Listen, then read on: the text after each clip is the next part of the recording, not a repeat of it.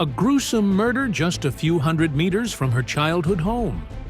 Who took the life of a loving mother? And why did the spirit of the deceased hide the identity of the killer from the psychics? Don't miss this shocking investigation. This is Psychic Investigation, a show featuring real and astonishing cases. Individuals who call themselves clairvoyants investigate complex criminal mysteries and eerie supernatural anomalies.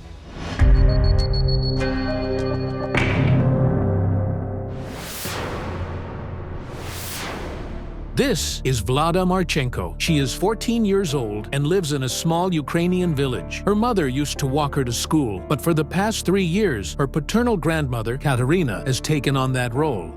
It would be nice to tell mom or dad, like, I got top marks at school, 12 points. She would have praised me.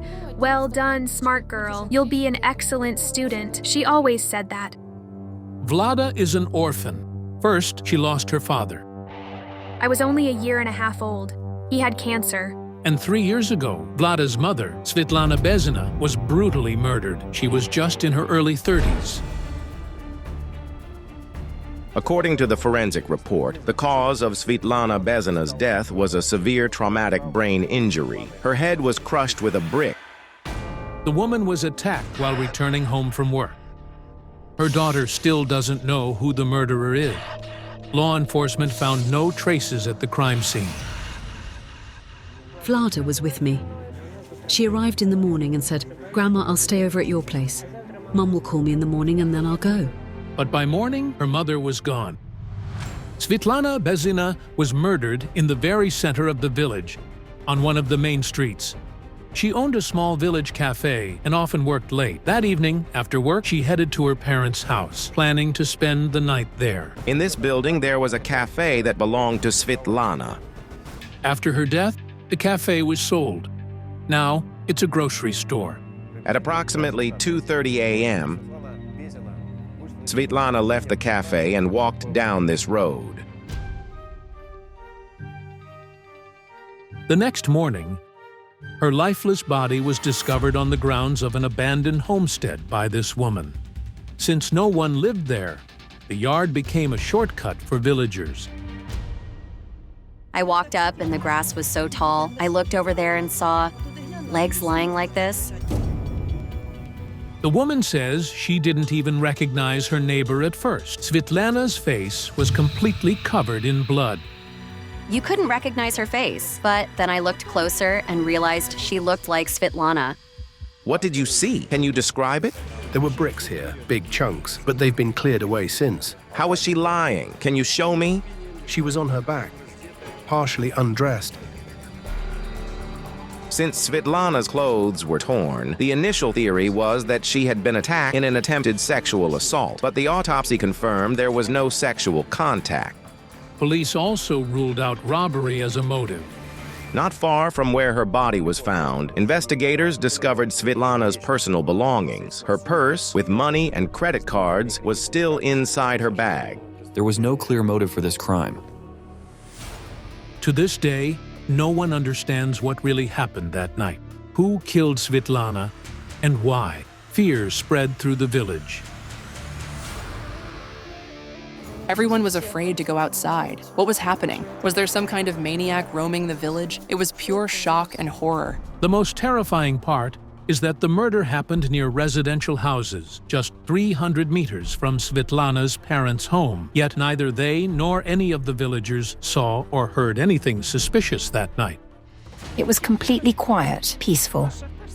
This is a mining village and people work in shifts around the clock. There are always people going to and from work, even at 3 a.m. and midnight. Svetlana's body lay in tall grass, so passers-by might not have noticed her. But the strange part is, why didn't she scream or call for help? In summer, people sleep with their windows open. Her cries would have woken half the village. At 3 a.m., it was completely silent. Svetlana was loved and respected in the village. No one wished her harm. She was very kind. She would always greet people and smile. I miss her hugs. I love you. You're the smartest, the most beautiful. She always said that to me. After her mother's death, Vlada was taken in by her paternal grandmother, Katerina. Svetlana's parents' health deteriorated after the tragedy, leaving them unable to care for their granddaughter. It hurts so much that the child is alone. Everyone else has a mom and dad. But we don't. I'm sorry. I'm begging the psychics to help me and shed light on this whole story. Coming to help are Ukrainian clairvoyant Olena Kurilova and psychic from Australia, Julie Mackenzie. Hello, thank you for coming. I'm Vlada. Katerina, I'm her grandmother. I can feel it. Your mother is here with us. My dear, don't cry. She's wiping away your tears like this. I saw her in a dream. She told me, "Don't cry, calm down, everything is fine." She wants you to know that she loves you very much. I love her very much too. I close my eyes and see a woman standing there. And then, suddenly, she turns away, stepping back. Svetlana, maybe she's afraid of something. Afraid for you. Could Svetlana's killer still be a threat to her daughter and mother-in-law? I can't understand. She says, "Think." These are the only words I heard from Vlada's mother's spirit. We need to understand why your mother's spirit is acting so strangely. Let's go inside the house. I feel the energy of death here.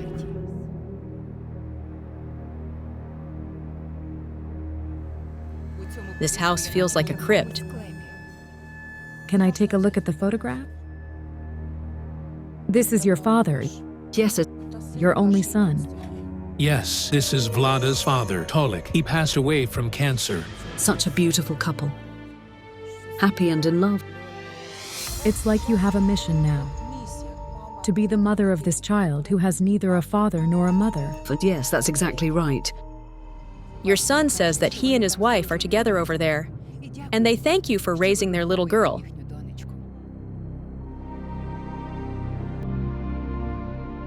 Can I take a look at your room? Yes.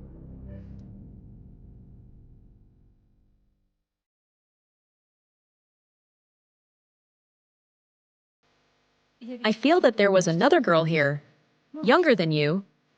Do you have a sister? But she is somewhere far away. She's in another city. You have the same mother, but the father. I see two men. After the death of Tolik, Svetlana remarried. The couple had a daughter, Tetiana. She is now 8 years old. When their mother passed away, the sisters were separated. The older one, Vlada, stayed with her grandmother, while the younger one moved with her father to a nearby city. Mom was very beautiful. She had the same blue eyes as I do. The husband of the deceased is struggling to cope with his wife's death, so he refused to speak with the clairvoyants. But who killed the mother of these two girls, and why? Some kind of cold, like from the dead. Then I remembered Julie's words, that this house feels like a crypt. What is this? Is there a cemetery here? Are you looking out the window? Often. Is Svetlana here? A little to the side. Every day when I wake up, I see my mother's grave from this window. Wait, what's moving over there? There's a woman's spirit.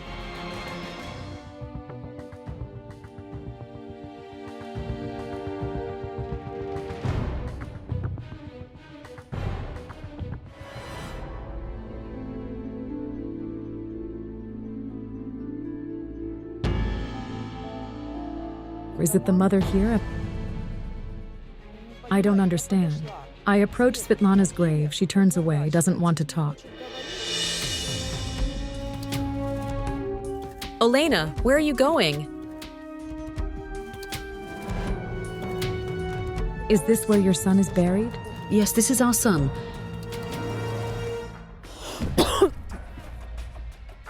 I'm standing here, and again I feel work, a bar counter.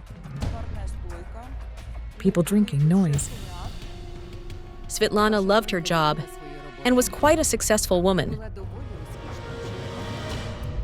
Svitlana put her whole soul into her cafe, as the locals say. She did everything herself. In the evenings, her place was always full of people.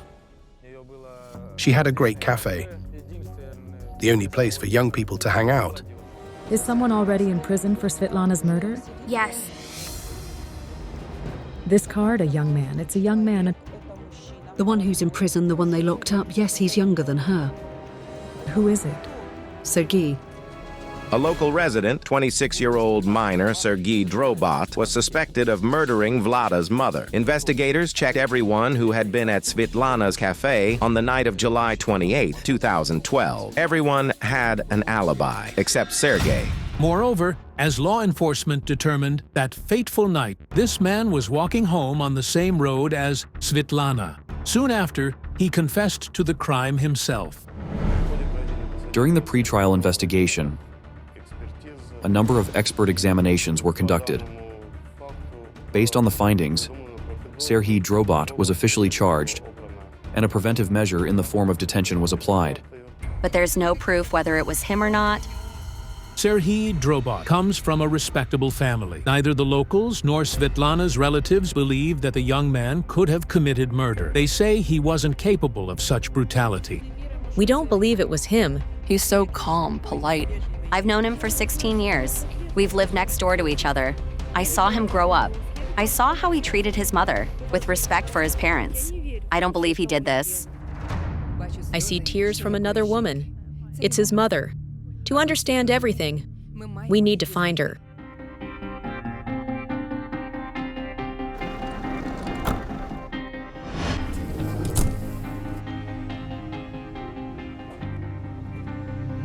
Hello. I'm Olena Kurilova, and this is Julie. Larissa. Sergei. May we come in?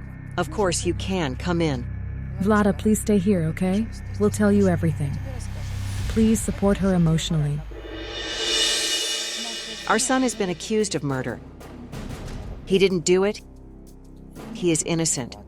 We want to prove his innocence. According to the family, the law enforcement has no evidence against their son, except for a confession made under duress. My son told me how they made him sign the confession. He said the police chief took out a gun and threatened to kill him. He said, "We'll take you outside and we'll rape you." Things that make me ashamed to even say on camera. There was no direct evidence during the scene inspection linking Drobot to the crime. Wait. Then explain why. On that night, I see a woman near your son? I also saw Sergei with a group of acquaintances. They were hanging out with girls. Then the whole group seemed to get up and leave. And Sergei, well, he kind of separates from them. And no, he wasn't alone. The woman who was with Sergei that evening had a child. And I see your son flirting with her.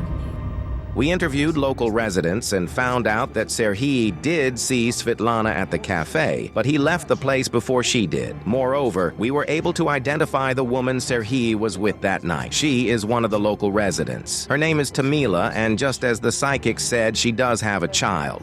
We were near my house from 11 p.m. until almost 2:30 a.m. He asked me to be his girlfriend. I agreed because I like him. For some reason, I can't shake the feeling that your son saw Svitlana in the final moments of her life. The police went around, knocking on everyone's doors, asking what they had heard or seen. During one of these conversations, the son said that he saw Svitlana that night. His mother says that, according to her son, he simply greeted Svitlana and then went home. And a month after the murder, they arrested him. I have serious doubts that he's the one who did it. But I can't shake the feeling that he is involved in Vlada's mother's death. We need to go to the crime scene to finally get to the bottom of this. Of course.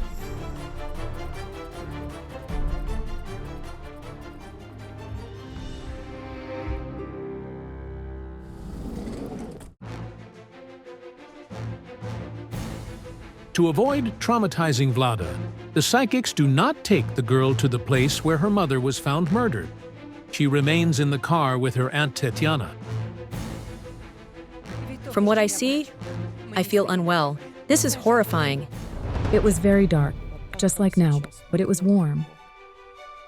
Yes, her body was lying right here. I tried to enter Svetlana's state and understand where she was still walking on her own and where her steps stopped. She was already dragged here. Besides bodily injuries, drag marks were found. Most likely, the initial attack on Svetlana did not occur at the location where her body was discovered. That is, after the first blow, possibly rendering Svetlana unconscious, her body was moved here, to this property. It feels like an attack, a strike. She was hit in the face and the back of the head. With something hard, like a stone. The edge of a rock. First to the back of the head, then to the face. Right here, the skull was fractured. I feel like I'm covered in blood. Bones crunching. Her face is completely gone. But before that, she tried to defend herself. She fought back. Right in this spot, she started grabbing for her bag. She hoped that whatever was in her bag would save her. She emptied it out, but unfortunately, she couldn't fend off the attacker. Her bag was lying here. Most likely, a struggle broke out between Svetlana and her murderer. While she was searching in her bag for a stun gun, the attacker struck her on the head. She lost consciousness and could no longer defend herself. She was dragged, and then at some point she was left here. They wanted to pull her inside, through those doors. But for some reason, they didn't manage to. Something interfered, and there was movement. Someone went around that corner because they got scared. I feel that before she was killed, the woman saw more than one man. There were two of them. It's just unimaginable. Were there two killers? Who were they? And why did they attack her? If one of them was Serhiy, then who was the other? They searched our house on the evening of the murder. They took his black trousers, a burgundy shirt, and shoes. The shirt hadn't even been washed. It had only been worn once and was just lying there. They took everything to the police. With injuries like these, the attacker's clothing and hands would have been covered in traces of the victim's blood. That means the suspect would have definitely had some traces, microscopic biological evidence, on his clothes or hands. Serhiy was wearing that exact clothing on the night of the murder, the same clothes that law enforcement took for examination. The forensic examination determined that there were no traces of blood on Serhiy's clothing. The brownish stains that typically remain on bloodied clothing even after washing were also not found. It was very dark that night, and the men might not have seen each other. I can hear one of their voices. He's saying something to the woman and walking quickly. That was your son. Then, who was the second man? Who is the real murderer? Why was Svetlana killed? We thought money, but no, it wasn't money. Most likely it was jealousy. Let's go over there. I hear two male voices. There were two people, and one of them was standing right here, around the corner. Svetlana was walking this way. She greeted your son, and for a while, they walked the same path. But there was another man standing in the darkness. He could hear them talking. He was overwhelmed with jealousy. He waited for your son to leave, and for Svetlana to turn here. Then he attacked her. She tried to defend herself, but the man struck her on the head. She collapsed, unconscious. And who was the second man? I can't make out his face. I only see how he carries the woman over there, away from the road. And then right here, he finished her off, hit her in the face with a brick. This is where her soul departed. There was definitely a personal motive. This was truly out of jealousy. How was her relationship with her husband? When she worked at the bar, he chased her with an axe. He was capable of anything. The police were called back then. When they arrived, he put the axe down. He was insanely jealous. He has no alibi, none. At first, there was a theory of the husband's involvement. He had an alibi. He was in the city that evening with friends who saw him, and he returned home before midnight. But the murder of Svetlana happened well after midnight. when her husband was already in the village. He did return home at midnight, drunk, but around 3 a.m., he went out again. He came home. I looked at him, he was back, but Svetlana wasn't there. Well, I thought maybe she had gone to stay at her parents' house. She is showing me her nails. She fought back.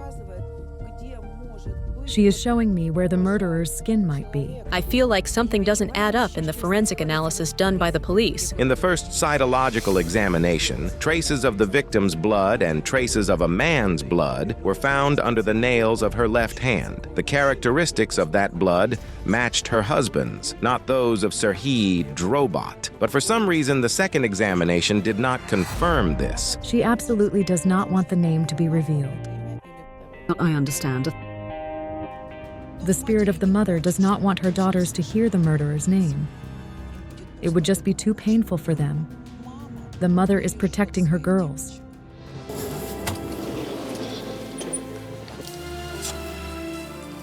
Your mother's spirit is telling you that the truth will come out, but not today. It is still too soon for you to know.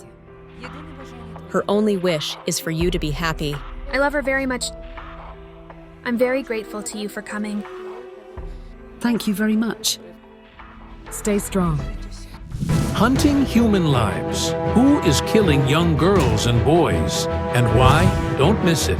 Clairvoyants investigate a terrifying series of deaths and uncover those connected to them. Marina Bendeberia was 17 years old. She lived in a small Ukrainian village. That summer, she finished high school, received her diploma, and celebrated graduation. These are the last images, filmed 2 months before the tragedy that took this beautiful girl's life. The official cause of death was a traumatic brain injury. According to the police report, Marina Bendeberia died in what they classified as an accident. She was riding a bicycle, apparently borrowed from someone in the village. During the ride, she fell, hit her head, and sustained a severe head trauma that led to her death. Marina had been preparing to enter university. She danced in a school troupe and dreamed of becoming a choreographer. That day, she asked her mother for permission to visit a friend in a nearby town. Her friend was also named Marina, and also 17. They had been close since childhood, even after the other Marina moved to a city 40 kilometers away, but the two never lost touch. They went to the sea together, to the pond in summer, the orchard, had picnics.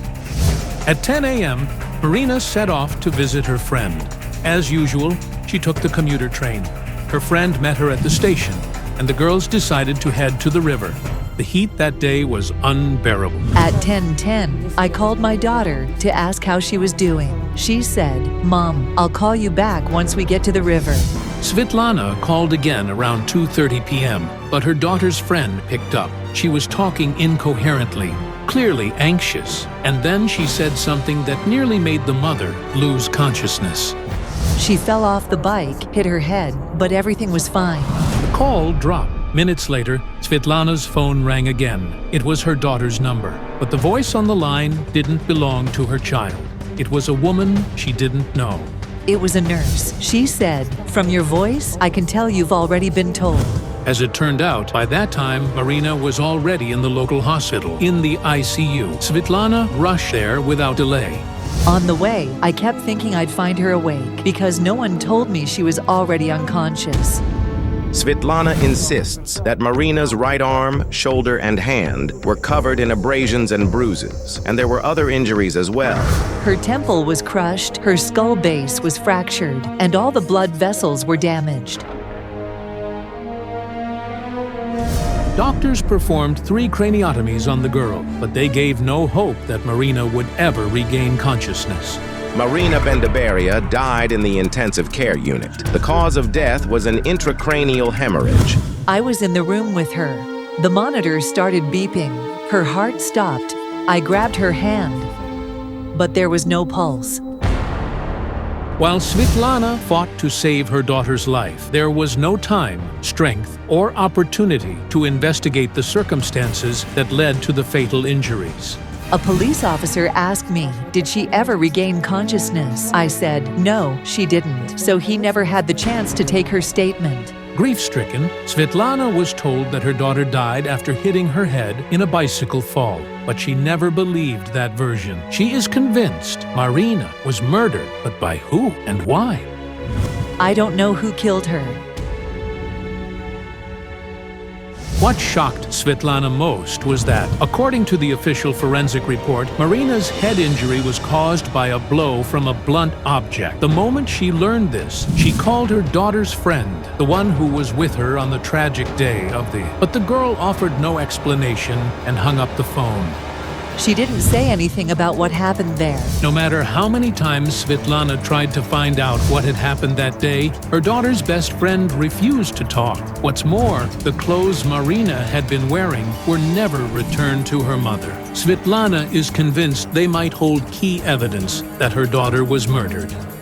They never returned her clothes back. The grieving mother repeatedly appealed to the police, begging them to reopen the case and investigate the real circumstances of Marina's death. But all she ever got were excuses. Law enforcement insists no one killed the girl. We did consider the version that the girl might have been murdered. Police suspected that Marina's friends might have been involved in her death. During questioning of the young men and the girl who were there, they all stated that no conflict had taken place. The police ruled it an accident, and so Svetlana was left alone with her grief, her only remaining hope to discover what really happened and whether someone was truly responsible for her daughter's death now rests in the hands of those with supernatural abilities. I would like to ask for help from Jana Shulakova and Serhiy Kolesnichenko.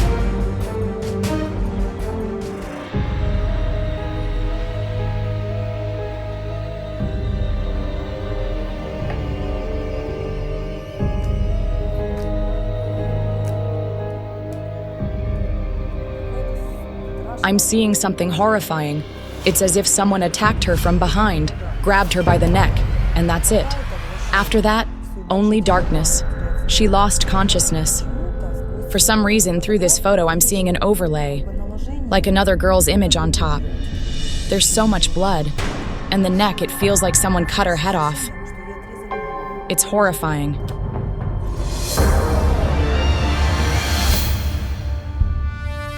I'm seeing the image of a man running. It's a dark street, and behind him, it's like a pack, a pack of rabid dogs chasing him, attacking and tearing him to shreds. Another image is coming through. I see two teenagers. They're holding something, maybe a stick. They're playing with it. It kind of resembles hockey. But they're playing hockey with a human head.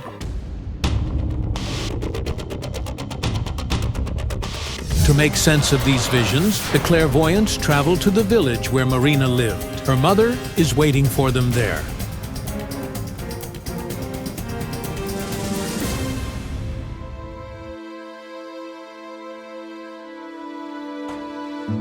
Hello. Hello? Thank you for coming. I need you to help me figure out what happened. We'll do our best. If possible, we'd like to go to the place where it all happened. 30 minutes later, the clairvoyants and Svetlana arrive at the location of the tragedy. The area is difficult to reach by vehicle, so they walk there. I'm being pulled this way.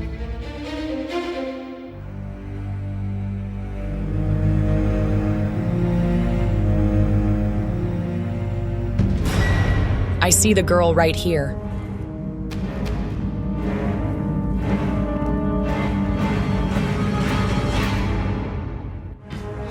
According to the official police version, Marina was fatally injured right at the spot where the clairvoyant is now standing.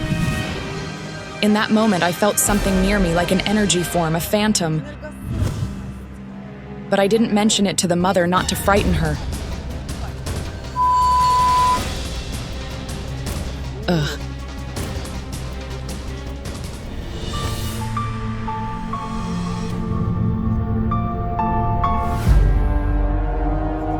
It's like someone just smacked me in the head, like with a bat or something.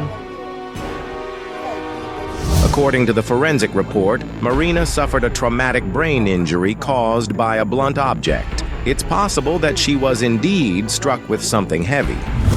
Quick movement. A bicycle or something like it. There were about 4 people. It seems they were coming down from above. I think one of them was the friend, 2 boys. The boys most likely were older. It turned out that Marina and her friend were heading to the river with 2 local guys. One was 18, the other 21, both university students. And oddly, neither of them wanted to speak with Marina's mother, or with us. But why are the people who were with Marina on that tragic day refusing to talk? Why are they avoiding all questions? Could they somehow be involved in her death? There's such a feeling of fear around this. That child was utterly terrified of something. Your daughter pulled slightly ahead, picking up speed. The others fell behind. Her friend was at the back. Even behind the boys, I'd say. Serhiy, she's not running away from them. No, she's not. Wait. She's riding with them. It's friendship.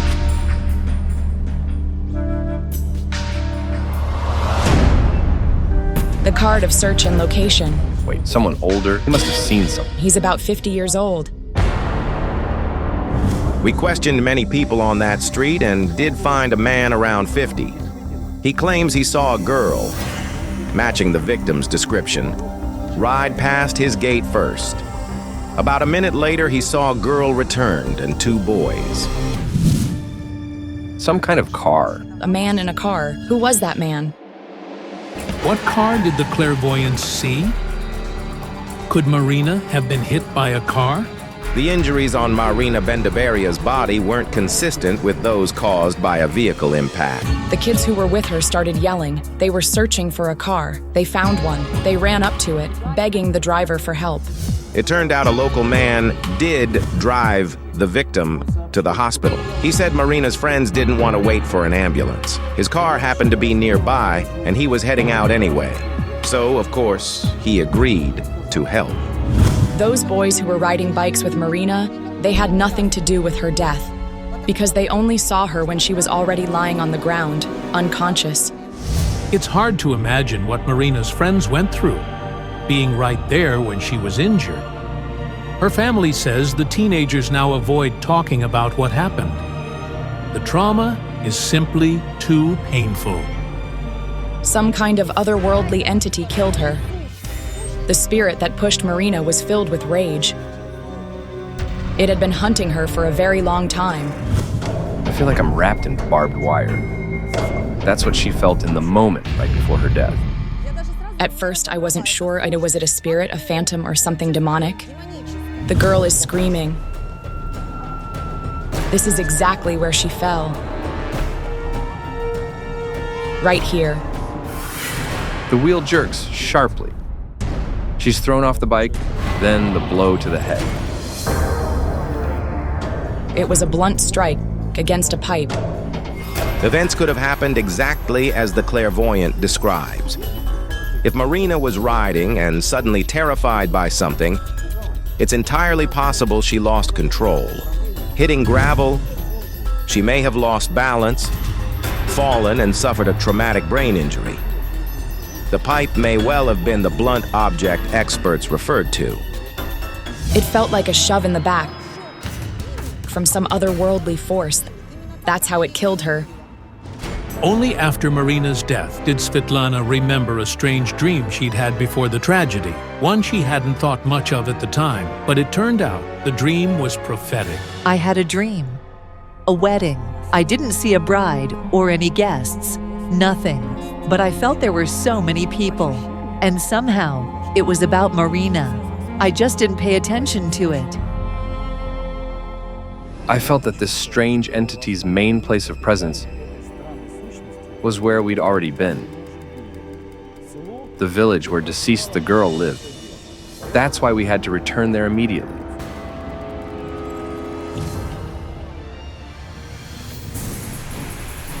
Half an hour later, the psychics and Svetlana returned. I saw the spirit of a girl, the same age as Marina, just as beautiful. She was calling to us. She wanted to tell us something.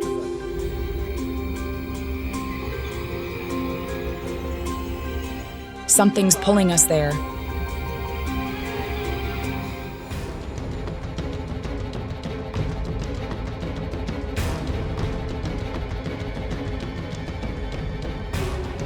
It felt like someone was slowly, quietly fading away, losing awareness of the world around them.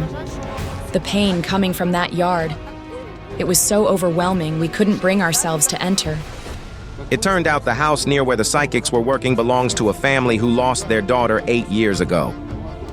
She was 17. The cause of death, brain cancer. To this day, her parents struggle to speak about it. The spirit of the girl kept pointing to her head, as if giving us a clue. Svetlana's daughter died from a severe head injury, and the other girl, she had brain cancer. All the trauma seems to center around the head. Oh my God. Serhiy, do you feel that? The head is separated from the body. Where are you going, Jana? Jana, wait. That's when things got terrifying. A headless female phantom appeared and took me by the hand,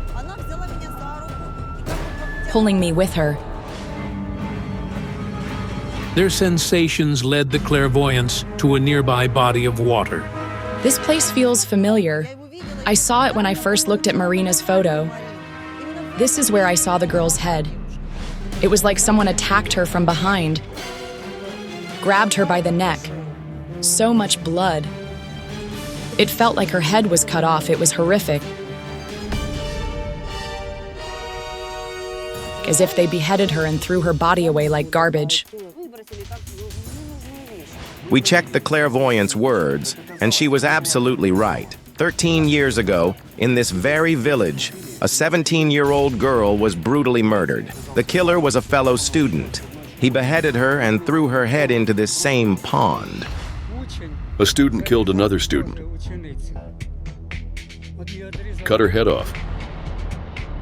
To this day, locals still recall the gruesome murder with horror.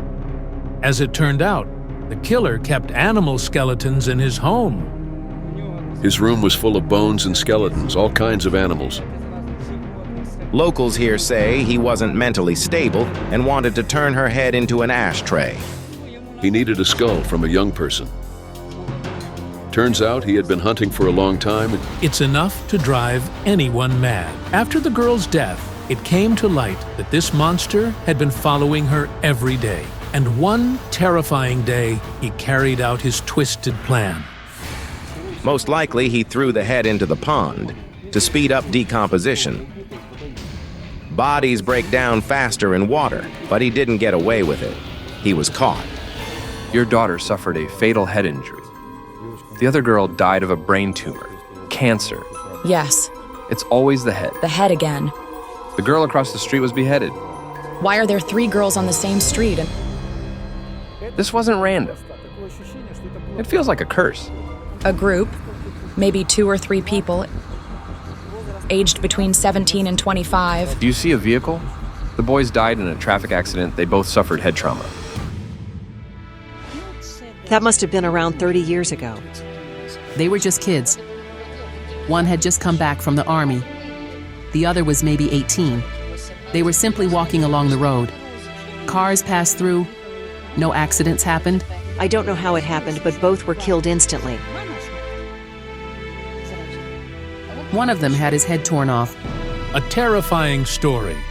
But how does this gruesome incident with these 2 boys connect to the death of Svetlana's daughter?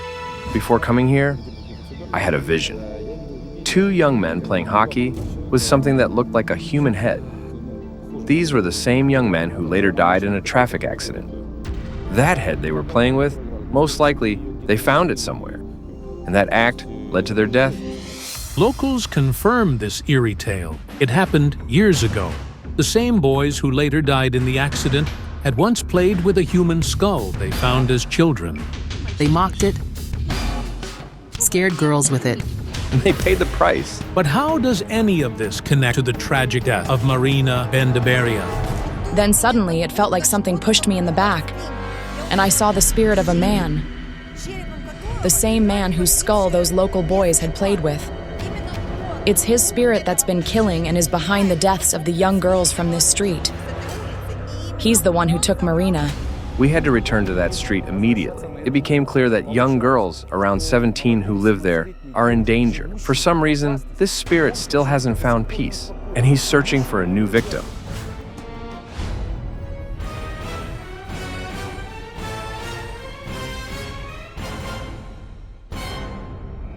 It's a male energy. He's restless. Then I had another vision, one I'd seen before, when I first worked with Marina's photo. A man running from a pack of dogs. They catch up with him and tear him apart. Then I realized I was seeing the death of a man who was brutally murdered. The dogs in my vision were actually people. They killed him in a torturous way, cut off his head, and buried it in the local grove. Later, real dogs dug it up, and that's how the skull surfaced. Local residents hadn't heard of anything like that. But that's not surprising. If the killers covered their tracks well, he could still be listed as missing. And if dogs did find the skull, it would make perfect sense. But how is this man's death connected to the fact that young girls have died from head injuries or brain illnesses? A girl around 17 was the reason he died. He was a man who tried to make money through illegal means. He stole a large shipment of goods. People recommended by his 17-year-old girlfriend helped him with the theft. But when it came time to split the loot, he didn't want to share. He was caught and killed. This happened about 60 years ago. The spirit of that man became tied to this street through the skull the boys had played with. The same boys who later died. But this spirit still hasn't found peace and is searching for a new victim. He will definitely seek revenge. He'll attach himself to situations similar to those that surrounded his death. The people involved, their age, their gender. So this is all connected to our street? Yeah. This spirit needs to be laid to rest, otherwise the deaths will continue. The parents of the deceased girls should gather together, go to church or a temple, and request prayers not only for their daughters, but also for this man's soul. I'm glad they came and helped sort through all this. I feel more at peace now. The spirit of a woman is trying to protect her son from deadly danger. Who's posing a danger to the boy? Don't miss out. The mother's ghost will reveal a horrifying secret hidden in a coffin. 5 in the morning, the project's psychics, Yana Pasinkova and Kayal Alekperov, were coming back to their hotel after another investigation. However, they had no chance to rest. Yana, wait. I see the ghost of a woman. She's calling me. Do you see her? No, I don't see anything. She's very beautiful. She has dark hair and big blue eyes. She says, "Save my little son." Who is she? Kayal. I don't understand what's going on. She says the secret lies in the open coffin, and she's asking us to find the house behind the red scorpion. Could that be a name, for instance, of a local cafe? There's a cafe shop called Scorpion in this town. That's where we need to go. Let's rest up and head there with renewed energy tomorrow. Morning of the following day, the cafe shop called Scorpion. The building we're looking for should be behind the store.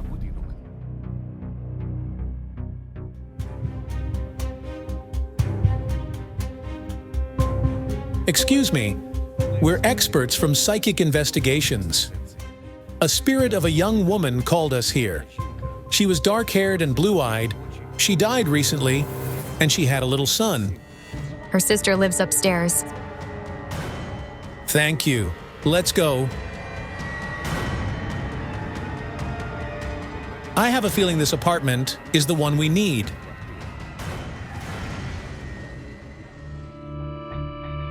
Hello. Hello, my name is Yana Pasinkova, and this is Kayal Alekperov. Olena. Irina. There's not a trace of surprise on the women's faces. Yet, we couldn't fathom why they reacted so strangely to the psychic's visit.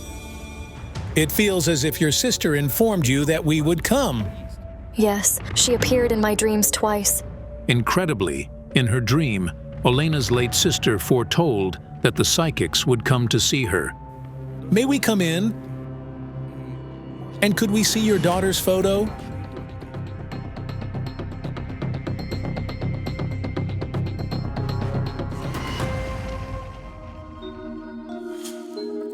I saw her exactly like that. Only her hair was dark, though. She dyed her hair on the day of her death. This striking blue-eyed beauty's name was Yulia Kozak.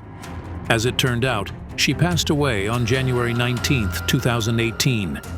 She died in the apartment she rented, in the presence of her young son, her husband, his sister, and her boyfriend. The sister of Yulia's husband, Svetlana, couldn't forget those final moments of her sister-in-law's life.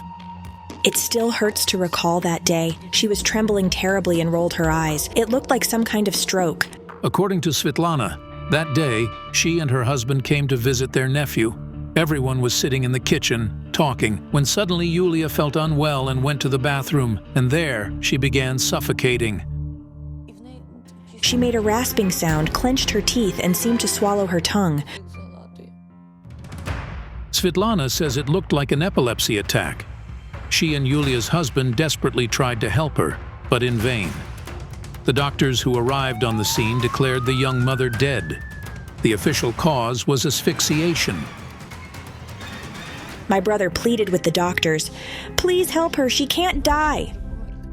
She was 5 years older than me. It still seems to me that she just went somewhere. I can't believe she's truly gone. When I think she's gone, I don't want anything. I can't live. I merely exist. I sympathize with her mother and her sister, as I'm a mother too. And I accepted their daughter into our family and treated her as my own child. She was a very beautiful girl. She ran her household well and was a loving mother. She was like a sister to me. I miss her terribly. According to her family, Sviatoslav, Yulia's husband, withdrew into himself completely. For him, there was only Yulia, period. He loved her deeply. He'll love his wife as long as he lives. But the one who misses Yulia the most is her little son, David. I feel so sorry for him. I can't even imagine what he's been through. He thinks his mom is alive and that she's in the hospital. He believes that as soon as she recovers, she'll be back. He just keeps asking for his mom, and those eyes of his... The boy is always silent and very frightened, and it's not just because of his mother's death. He's constantly frightened. My book told me that the boy saw something terrifying at home, and those things were the cause of his mother's death. Then I thought perhaps some otherworldly force was involved in Yulia's death. I sense that your daughter's spirit has been haunting you since her demise. Mom has seen her many times, and once she told me, Olena, I think I'm losing my mind. The family say that lately. Something inexplicable has been going on in their apartment. Clocks stop, windows open on their own. David's remote-controlled toy car. Just imagine, it moved around the apartment on its own. And recently, deceased sister appeared to Olena in the middle of the night. I opened my eyes and saw her standing right in front of me. I was shocked. I sensed that Yulia was healthy and didn't suffer from epilepsy. Yes, she wasn't epileptic. My book told me, seek the one who left the fatal mark on the woman's throat. Were there any bruises on your daughter's throat? Yes. She had a bruise on her throat. There were 2 marks, one here and another, I think, here. No supernatural entity was involved in the young mother's death. But what happened then? People in white coats gave her some medication shortly before her demise.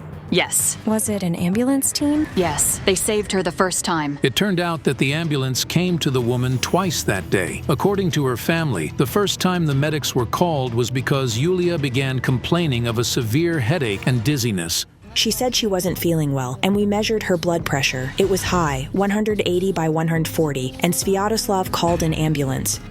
The first ambulance arrived at around 7. They gave her a magnesium injection for the blood pressure and left. As I was looking at Yulia's photo, it became increasingly clear that the young woman had been murdered. According to the witnesses to Yulia's death, the attack occurred after the visit of the first medical team. She fell on her side and collapsed face first on the floor. Her face and neck began to swell significantly. Terrified by what they saw, Yulia's family called another ambulance. I see fear in the eyes of Yulia's husband. He knows she's dying and is desperately trying to save her. The three of them tried to save her. But they failed. Svetlana says that at that moment, the doctors came to the apartment again. They tried to defibrillate her heart and put an oxygen mask on her. Sviatoslav was right there, but then blood started coming into the oxygen mask from her mouth. After that, the doctors stopped resuscitation efforts and pronounced Yulia's death. Sviatoslav, like a helpless child, cried out, "Yulia, I love you more than life. Yulia, why did you leave me?" Why did Yulia's death occur right after the medics' assistance? Could the paramedics be responsible for her demise? Svetlana texted me, saying that Yulia was gone. When I arrived there, I shouted at the doctors, "How? How did you not save her?" We decided to speak to a doctor who was on the call that evening to find out exactly how he tried to save Yulia. Artificial lung ventilation, defibrillation, closed chest compressions, adrenaline administration, all the procedures as per the instructions. Then why didn't all these measures help? I can't say for sure. I sensed it clearly that the young woman was killed. Could her death be a terrible mistake by the doctors?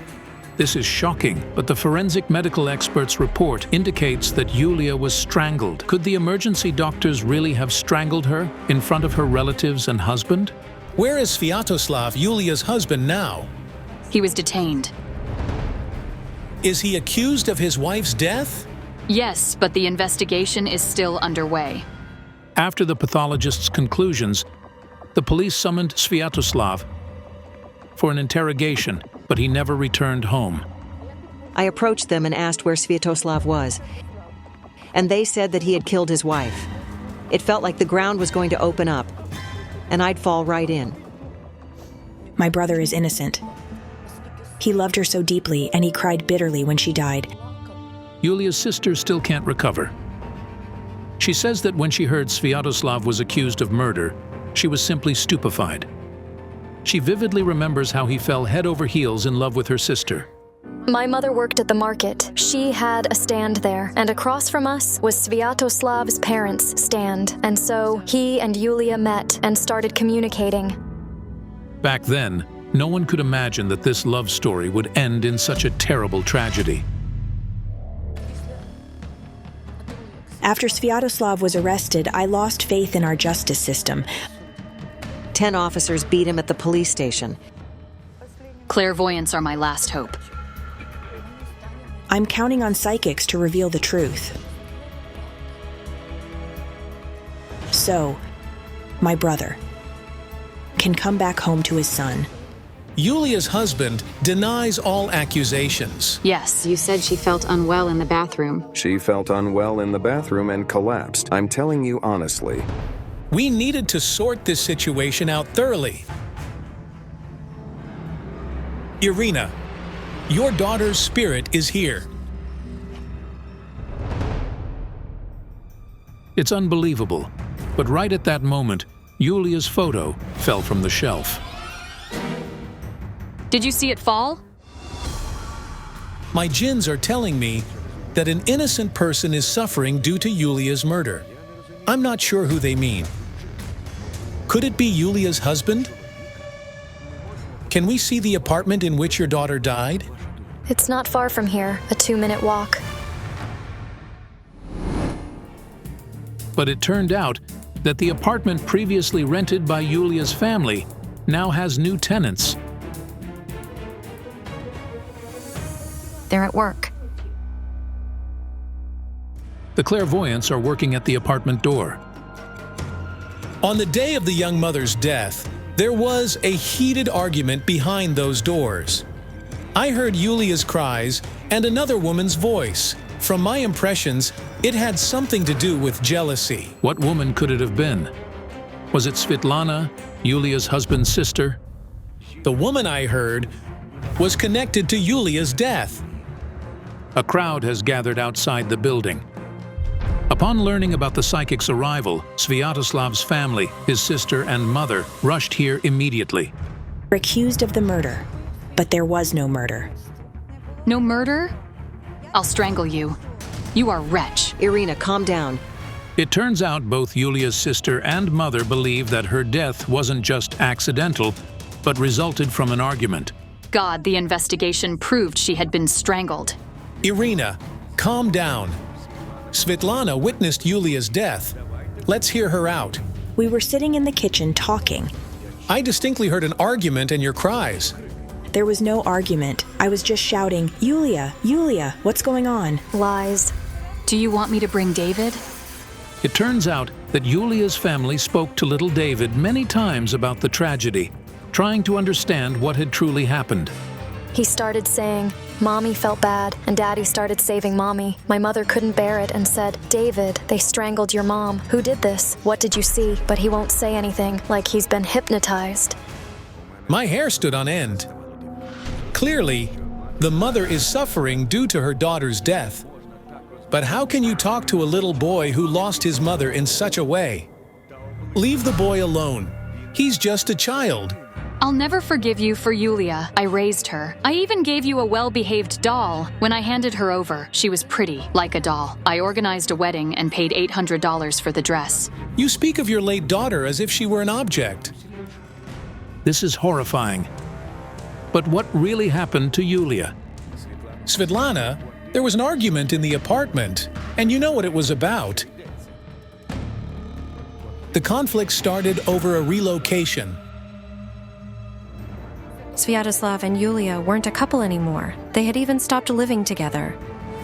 Yes, they quarreled, but that was their life. He couldn't live without her. According to the family and close friends, Yulia and Sviatoslav were not officially divorced. However, for the past few months, she had lived separately from her husband and rented an apartment in this very building. She decided to break up with him and started living separately.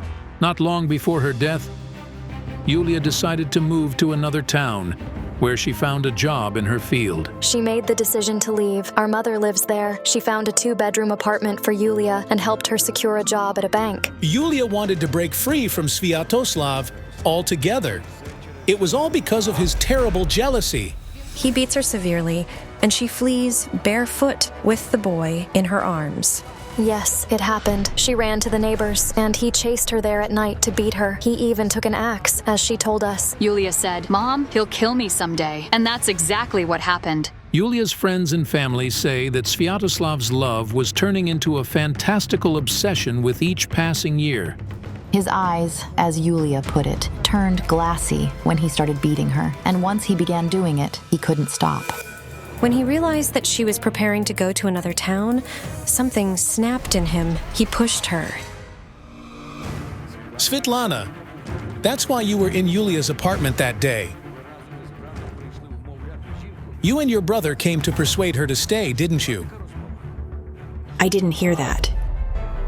At that moment, I understood why the ambulance arrived first time. Her blood pressure had risen due to the argument and stress as they were pressuring her to stay. It turned out that Yulia's family had spoken to a paramedic from the ambulance. She mentioned that there was a tearful young woman there. The man said it was simply smeared mascara and it wasn't anything serious. They wanted to hospitalize her, but he refused. Svetlana, during that argument, your brother raised his hand against his wife once again, and you're aware of it. He hits her severely. She looked disfigured. Her lips were bruised and bloodied, and her eyes were so swollen. She has bruises all over her body. Sviatoslav beat her so hard that there were marks left on his own hands. This is incredible. When we reviewed the courtroom video again, we clearly saw that Sviatoslav's hands were indeed bruised. The boy was growing up, witnessing the bruises on his mother left by your brother, and you both know about this. It seems the psychics aren't mistaken. They were always arguing every day. Mom would call the police and lock herself in her room. I'd hide under the bed or the table. That's why the boy was terrified. It wasn't mysticism, but a nightmarish reality he lived in. I see a picture of Sviatoslav gripping Yulia's throat. He squeezed too hard. The whole epileptic seizure version is a complete lie. This is precisely why Yulia's spirit came to us.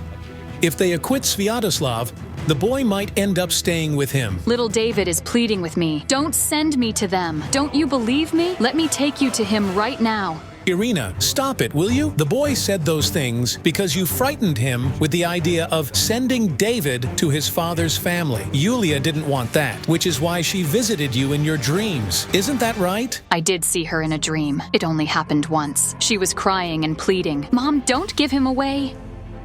Unbelievably, our journalists accidentally uncovered even more horrifying statements that Irina made to her grandson. You see, the boy, I asked him, look, you're alive, but your mother isn't. Your mother was killed. You'll soon be 8. How come you didn't protect my daughter? Irina, stop before it's too late, or your daughter's spirit will stop you. My book told me that Svetlana would also face consequences for her lies, and Yulia's spirit and the open coffin she mentioned at the beginning of the investigation would play a role in that. After the investigation, we understood what the open coffin implied. With permission from her family, the police exhumed Yulia's body.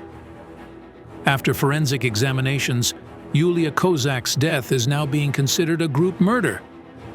Both Yulia's husband, Sviatoslav, and his sister, Svetlana, are suspects. Family is incredibly important to each of us. However, keeping your family at the cost of one's own life and a child's well-being is not worth it. It all defies belief. This is what fanatical love turned into a true obsession can lead to: a chilling murder of an attorney. Who and why took the life of a successful woman and young mother? Don't miss out. The victim's ghost will expose her killer. On August 14, 2017, attorney Victoria Oleynik was found dead in the town center. Our daughter is gone. This pain tears at our souls day and night. I can't believe she's simply gone.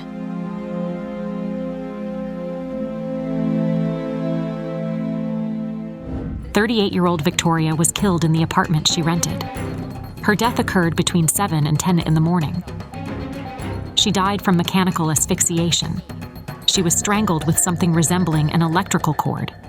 Victoria's 8-year-old son, Renat, and her ex-husband, Oleg, whom she divorced a year ago, found her body. During his summer vacations, the boy was staying with his father in a town about 40 kilometers away. On the eve of her murder, Victoria told her friends that the father was supposed to bring the boy the next morning. She was waiting for the boy and prepared borscht and serniki for him the day before. The victim's ex-husband refused to speak on camera, but agreed to a private conversation with our expert. We went upstairs, and Renat inserted the key in the lock, but the door was unlocked. The boy entered the apartment first. What he saw there was a too terrible picture for a child. He saw his mother lying dead in the kitchen. His eyes were wide with fear. Then I turned my head and saw her lying there in the kitchen. Oleg immediately pushed his son out of the apartment and rushed to the kitchen. There, he smelled a gas leak and realized that an explosion could happen at any moment. "Did anyone turn on the gas stove?" Yes. I opened the window and quickly turned off the burners. All 4 of them were on, but there were no flames. Oleg touched Victoria's neck, but felt no pulse. Her neck was cold, and the bruise was deep crimson. I stepped out and said, "Son, your mother has passed away." The father comforted his son as best as he could and called the police. My son-in-law called me and said Victoria was killed. I said, what are you talking about? How can this be? It's unimaginable. It's unimaginable. Apart from the police, Victoria's friends also arrived at the scene. They are all lawyers too. The apartment was in disarray. Everything was upside down and things were thrown out of the cabinets. The police initially suspected a robbery, but after closer examination, they considered another version. It was staged as a robbery. Her ring remained untouched, as did the new phone she'd recently purchased, and so did her mink coat. Of all Victoria's valuable belongings, the unknown assailant took only the gold earrings and chain. So they had been searching for something else in her apartment. But what is it? Additionally, the experts confirmed that there were no signs of forced entry. Could it be that Victoria herself opened the door to her killer? Victoria and her son were the only people who had the keys. According to her friends and family, she didn't allow strangers into her apartment. Does this mean that she knew her killer if she opened the door for them? She was strangled from behind. There are no signs of struggle. This means she wasn't expecting an attack. Victoria died between 7 and 10 TAS on Monday morning. That's the time when everyone goes to work, yet none of her neighbors we interviewed had seen anyone enter or leave the apartment. You have to be really cold-blooded to do something like this. Take the life of a young, beautiful woman, a mother. Victoria owned a law firm and worked a lot. But her son always came first for her. Her son stayed without a mother. That's probably the most heartbreaking part of this situation. Psychologists are currently working with Renat. He's deeply affected by what he witnessed. Meanwhile, Victoria's family and friends are struggling to come to terms with the loss of their dearest person. No suspects, no arrests, nothing. We hope that the psychics will help us solve this murder. That's the only hope we have left. Our most powerful psychics, Olena Kurilova and Kayal Alekperov, take on this high-profile case. Hello. Hello. My name is Helena. I am Taisia, Victoria's friend. I lost my dear sister. We'll do everything to find the beast who took her life. Do you have your sister's photo? Yes.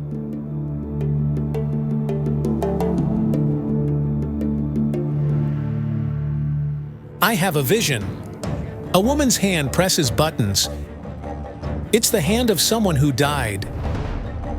What does the psychic's strange vision mean? How can a dead hand press buttons? I had a dream yesterday. I saw a large piece of glass like a mirror with letters and numbers on it. I tried to read them, but someone's hand was erasing them. My gins are telling me the answer is in the car that wasn't there.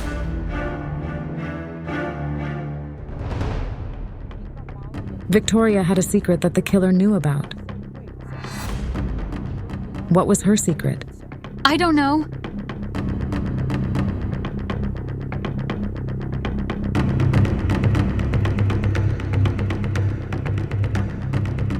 Helena, strangely enough, but after your sister's death, you feel guilty. What do you blame yourself for? I didn't pay enough attention to her. I didn't tell her everything. That I love her and that she's my dearest person ever. You were supposed to know her killer. She was going to tell you about them during a phone call, and it happened more than once. But you always seemed to cut the conversation short. When she had time to call me, I'd say, Victoria, let's talk later. I'm very busy right now. I'll call you later. The only person she could share her problems with was you, Helena. For everyone else, she always tried to appear strong. I'm sorry. I didn't always have time for you. I deeply regret it now. I want you to know that I love you very much. And she loves you too. Wait. I hear something? Rainy. Who's Rainy? Her son. It turned out that only Victoria's closest people knew that this is what she affectionately called her son, Renat, whom she adored. She was a super mom. She was 29 or 30 when she gave birth. Renat was a long-awaited child, so she devoted herself entirely to him. Currently, Renat is living with his father, Oleg. The family says that the boy can't accept the fact that his mother won't hug or kiss him anymore. And he desperately wants her killer to be found.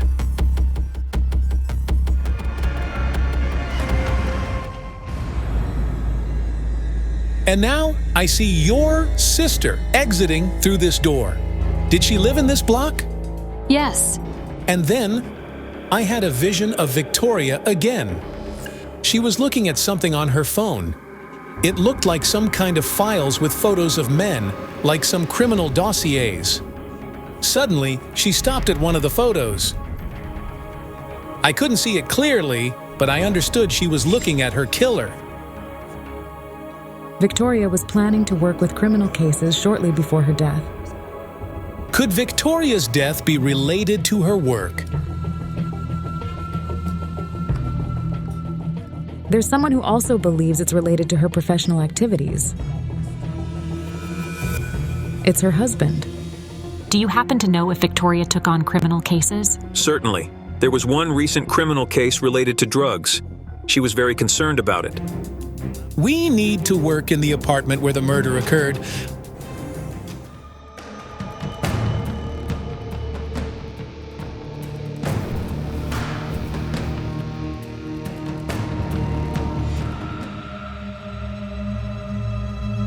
However, the new tenant didn't allow the psychics in the apartment, so the clairvoyants had to tune in to the murder from outside the apartment.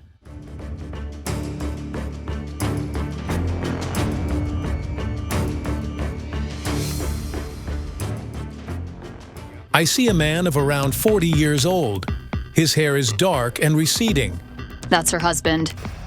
He seems afraid and very nervous. Why? According to Victoria's friends, her ex-husband, Oleg, feared being accused of the murder. After all, the first suspects are usually those closest to the victim. If you didn't do anything, why would you be afraid? The man knows how to cover up tracks and destroy evidence. He's an attorney, a practicing lawyer. Did any of you suspect her husband? I lean toward this version. Many people suspect him. Oleg is the only person who had a very negative attitude toward Victoria. He was jealous. He's unfulfilled. Clients usually preferred her, so they were actual business rivals. Why did Victoria die? Love and money. A shocking revelation. Love and money? Could her ex-husband truly be the killer?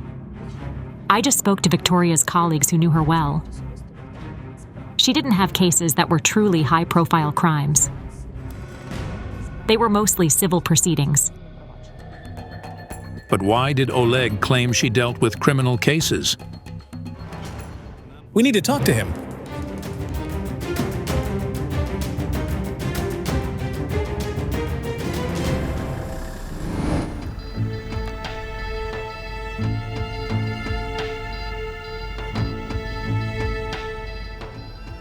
Katerina Malichenko calls Victoria's ex-husband to ask if he can speak to the psychics.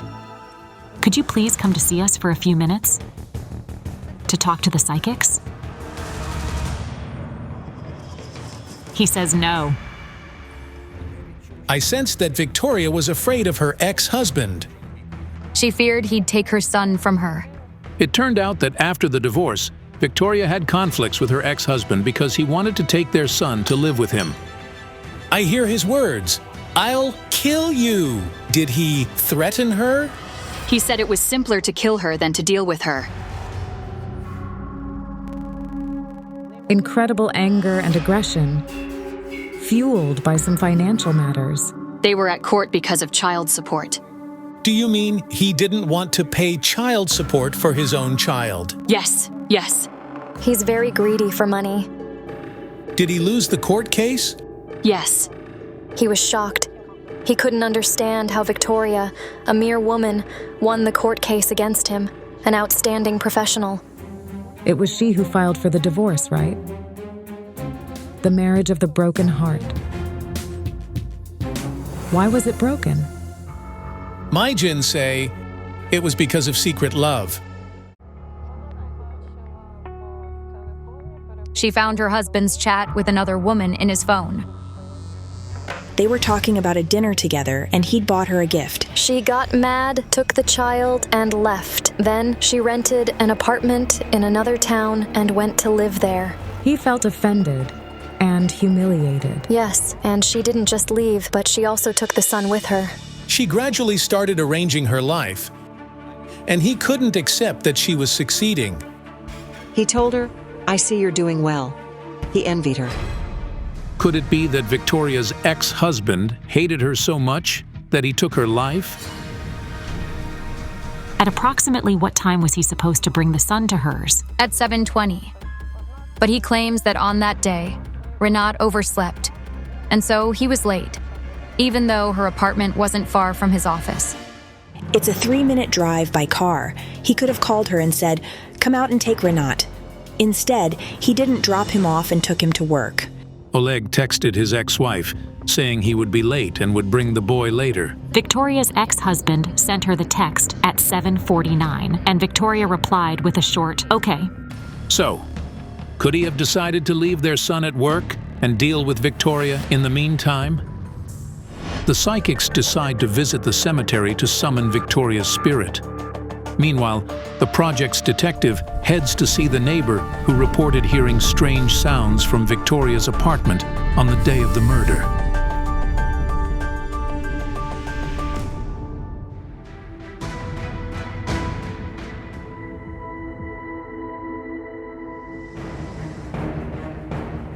I hear her laughter. She's talking to someone loudly. And now I see an electric cord around her neck and a man strangling her. He hides the cord in his pocket. My sacred book suggests that she loved her killer. She thought he would become her husband and a father to her son. They knew each other well, but their first encounter was strange, as if it happened in another reality. Victoria, who is your killer? She's showing me her mobile phone. And at that moment, I understood that Victoria met her killer through that mobile phone. It was some kind of virtual communication.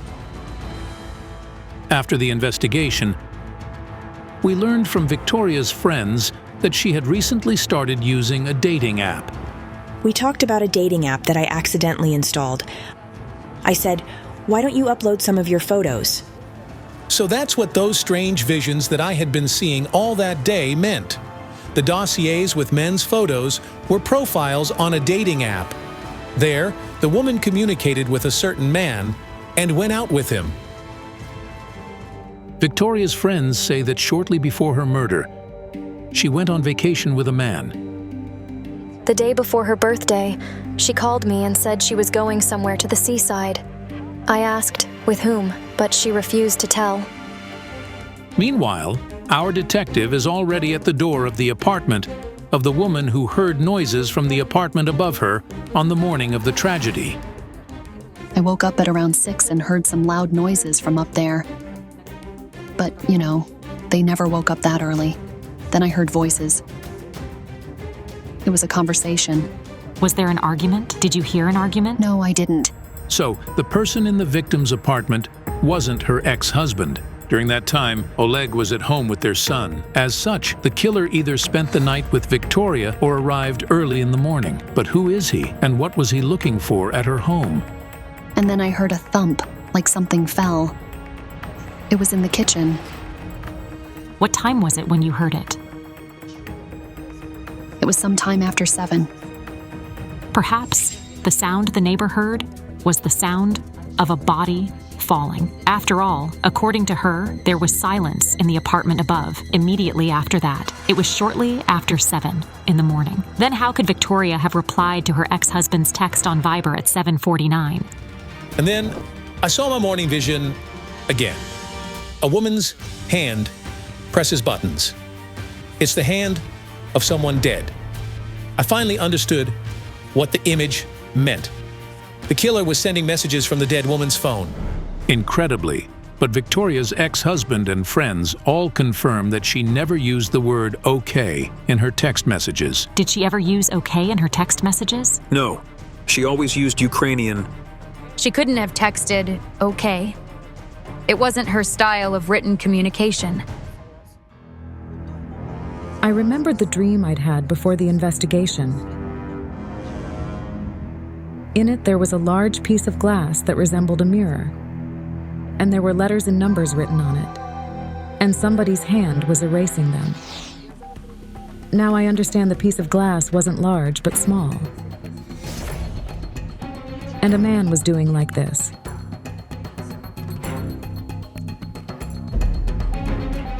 He was removing his phone number.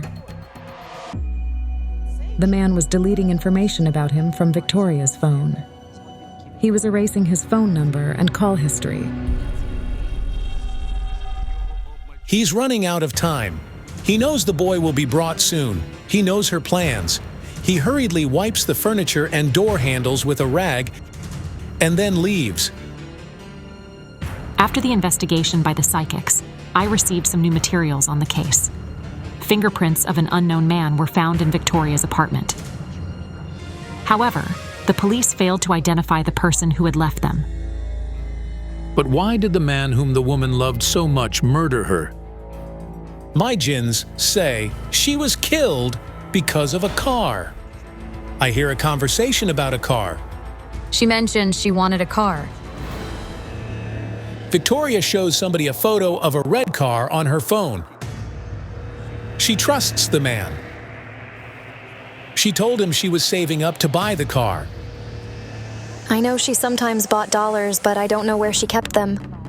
The murderer thought the money was in the apartment. That's why he turned everything upside down. He was searching for the money. She didn't expect this from him. She's telling me, I loved him. She's showing me his image now. This man is around 35. Dark hair, fair eyes, average height, athletic build. Will he be punished? This man will be found through the information on Victoria's phone. The deleted messages and calls must be recovered. But unfortunately, we don't have that capability. Only the police can do it. But I'm afraid the killer will be caught only after he commits another crime. We and all our friends are very grateful to you for agreeing to come and help us. Justice will prevail. It's hard to believe. The woman thought she found love on a dating app, but instead, she found her death. If you're impressed by the story, don't forget to give this video a like and subscribe to our channel. Many more incredible investigations by the psychics are coming up.